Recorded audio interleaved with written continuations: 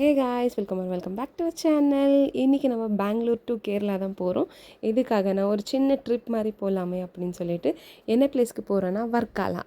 என்ன ஃபேமஸ்னால் என்னோடய favourite beach, அதுக்கப்புறம் கிளிஃப் எல்லாம் ஃபேமஸ். நாங்கள் இது கூகுளில் பார்த்து யூடியூப்லலாம் நிறைய ரிவ்யூ பார்த்து தான் இந்த பிளேஸ் சூஸ் பண்ணோம். நாங்கள் இந்த டால்ஃபின் ஸ்டே அப்படின்ற ஒரு இடத்துல தான் ஸ்டே பண்ணியிருந்தோம். இது நல்லா இருந்துச்சு. பட் இங்கே ரெய்னி சீசன், செம்ம ஹெவியான ரெயின்.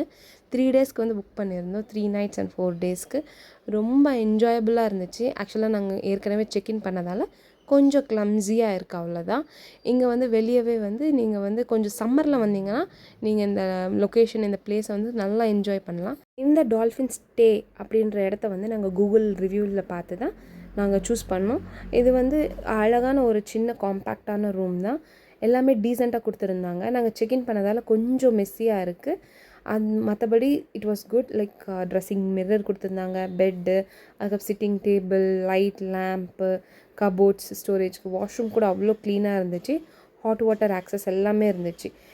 நாங்கள் நல்லா ரெடி ஆகிட்டு வர்க்காலா கிளிஃபுக்கு தான் போயிருந்தோம். த வியூ அப்பா சொல்லவே வேணாம், அவ்வளோ அழகான வியூ.